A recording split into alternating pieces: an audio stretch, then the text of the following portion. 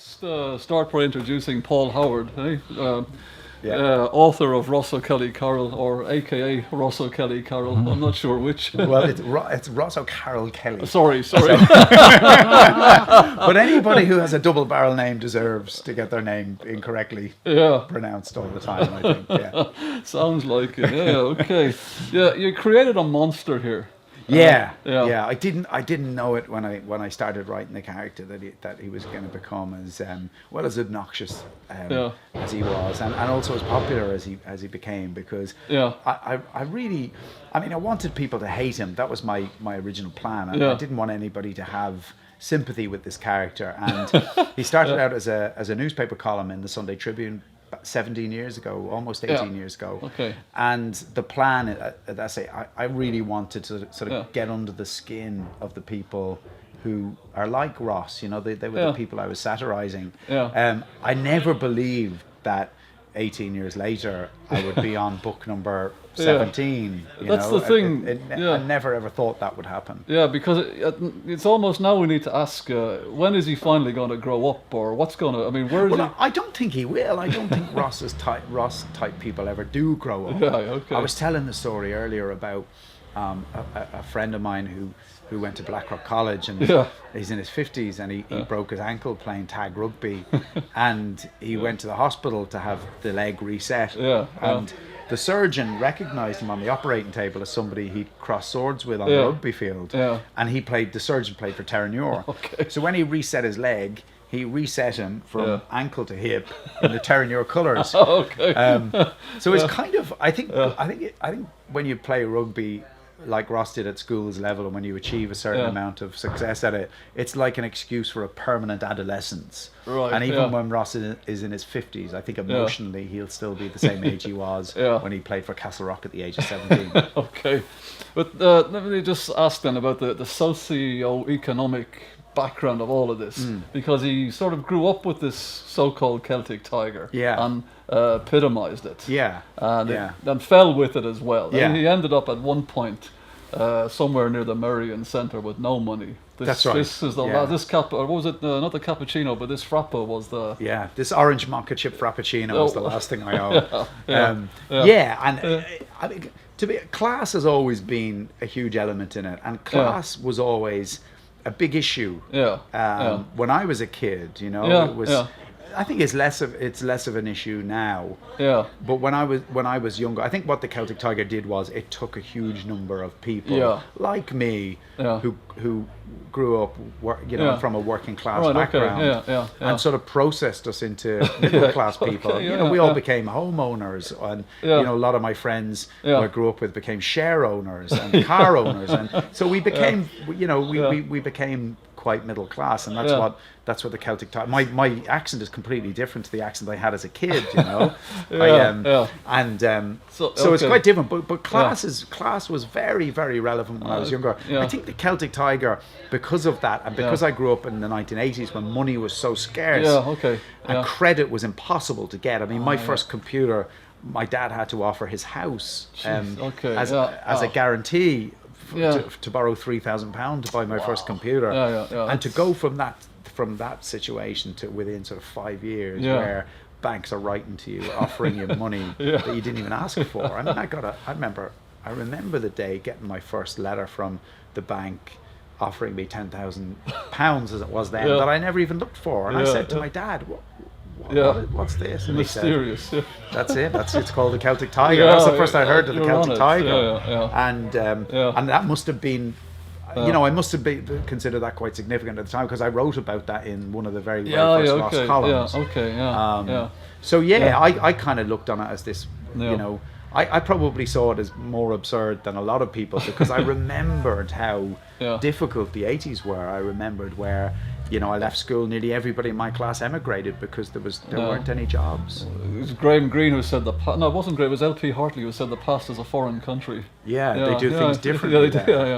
And it's true, But actually, in our case, the recent past is a different country, We could say that 2007 is a different country. Not so far away, And who knows? I mean, I think 2000 18 could be a different country as It well. could be, all right. We could be, because I think we like that. We're quite wedded to the idea of boom and bust economics. We like it, and I've no doubt that there'll be another Celtic Tiger and there'll be another recession. Oh yeah, well that's human nature, I guess. But if I can ask you about Ross then, in terms of the recent referendum on marriage equality. Yeah. We're here right in the middle. We're at the Zurich Dalkey Book Festival, and we're right in the middle of Ross country. How would Ross have voted in the recent referendum? Well, Ross's line was that he never ever discriminated when it came to matters of lovemaking himself, and he didn't see why anybody else should. So right, Ross was very much a yes voter. Okay, cool enough. Then let me just ask about accent in terms of reaching your audience. Because you write, or Ross has written, in this particular South Dublin accent. Yeah. And that's, if you don't come from here, it's hard to penetrate. Yeah. I love books that are written phonetically. There's a great Scottish writer called James Kelman who writes in Scottish phonetics, and Irvin Welsh writes in Scottish phonetics, and they're really beautiful. Like I think Scottish phonetics are perfect. So I think it's a perfect language for phonetics. Irvin Welsh also writes some Scouser voices, some Liverpudlian voices in phonetics, and they're beautiful as well. Wow. And I think I was very influenced by that when I started writing Ross. I wanted to that kind of the soft vowel sounds, the way that Ross. A lot of South Dublin people raise the intonation of their sentences at like the end, so it sounds like a question when it's like not a question. And I think that was how do I that was my questions was how do I represent that in writing? And so I kind of have question marks at the end of sentences that aren't questions, and certain words within that sentence in italics, as well as the words that are spelt as they're pronounced, like dort, core, bore, and then the slight American twang as well. But you've actually done the whole kaleidoscope of languages, Northern Ireland and Cork, and and they're good fun. And when I'm writing those, I read them all the time. So I'm like a madman sitting alone at my desk, talking in this Scottish accent or this Newcastle accent. Ross hooked up with a girl who was in Dublin for a stag night, or for a hen night. She was from Newcastle, and that entire episode in that book was written in Geordie phonetic. There was a funny incident when he went to Cardiff as well, I remember. He met a lovely Welsh girl with a tattoo. She had a tattoo, but she also had a security bracelet on her ankle. That's what it was. She was being monitored by the Welsh police, and she was on probation. And Ross didn't realise till they got back to the hotel, when the room kept lighting up red, that there was this flashing ankle bracelet. But the Welsh phonetics was the hardest of all. I think, could imagine. And that was the one where I was reading it most insanely to myself. Wow! But somebody from Wales told me they read it and they thought it was flawless. So not bad. Okay, let me just conclude by asking about his relationship with his mother. The mother seems to represent, I don't know, the monster that won't lie down and be quiet or die or something, or what there's a mystery around that. Yeah, I mean, I did kind of investigate his backstory with his mother in a book called We Need to Talk About Ross, which is kind of modelled on We Need to Talk About Kevin, and it all goes back to the fact that he wasn't breastfed as a kid, and he was refused the breast, and I think this is where his resentment for his mother comes from. But no, really, I mean, his mother is she's my favorite character, because I just enjoy writing her so much, because she's so unapologetically herself, and she's the most awful, obnoxious, arrogant, materialistic person. It certainly comes across as that. There's that's the challenge, to make her likable. To give her a little bit of vulnerability that people can read her and still be because it dips there every once in a while that I feel sorry for her, and then she does something hideous that really makes you want to spit.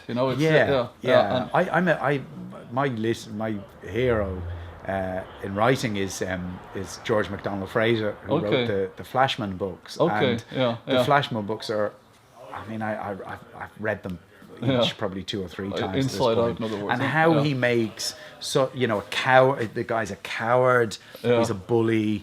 He beats his servants. He treats women appallingly.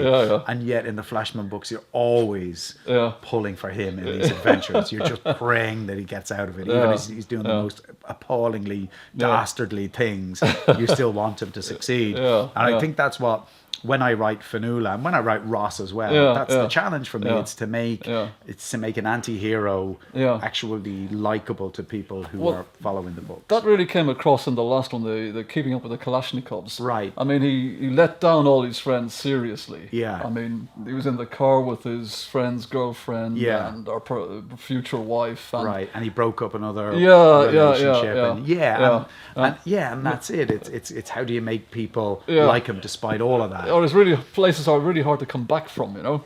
But but he does, because they have this thing called rugby. They have this backstory together. That's the glue then, because they played rugby together. They know they have this sort of common past, and it doesn't matter what happens. They can get over it. Yeah, okay. So that's pretty interesting. Okay, we'll conclude there. Thanks very much. Yeah, Paul. Lovely to speak to you. Thanks for talking to us. Thanks a lot. Thank you. Okay, thanks. Thanks.